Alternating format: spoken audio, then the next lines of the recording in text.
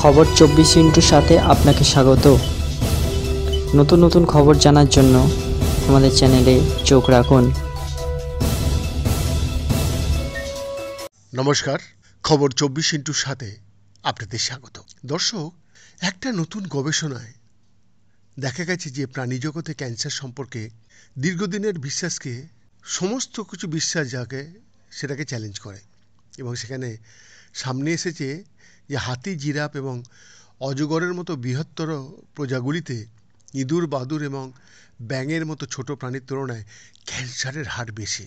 University of Reading, University College London এবং the John Hopkins University School of মেডিসিনের গবেষকরা 4টি প্রধান প্রাণীগোষ্ঠী 263টি প্রজাতির ক্যান্সারের তথ্য বিশ্লেষণ করেছেন, যেখানে উভচর, পাখি, স্তন্যপায়ী প্রাণী এবং সরীসৃপ।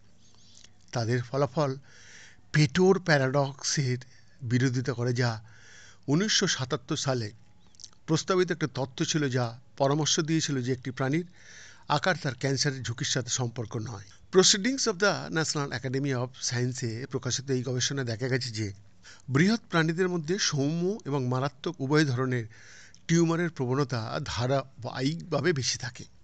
তবে যেসব প্রজাতি দ্রুত বড় হয়ে ওঠে, যেমন হাতি, তাদের ক্যান্সারের বিরুদ্ধে শক্তিশালী প্রাকৃতিক প্রতিরক্ষাও তৈরি হয়।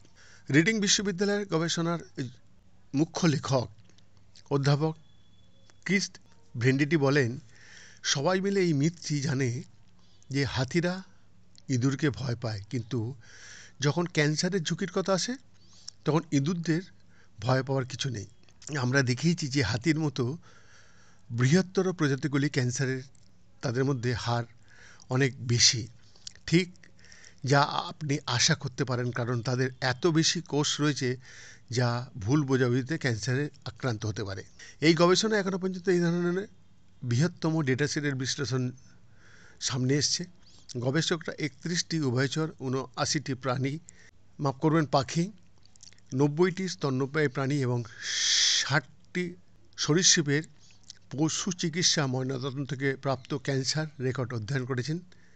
তারা উন্নত পরিসংখ্যানগত পদ্ধতি ব্যবহার করে বিশ্লেষণ করে দেখেছেন যে ক্যান্সারের হার কীভাবে শরীরের আকারের সাথে সম্পর্কিত এবং বিভিন্ন প্রজাতির বিবর্তনের হিসাব কীভাবে সামনে আসে। বৈদ্যনাথ দাসের রিপোর্ট, খবর 24/7।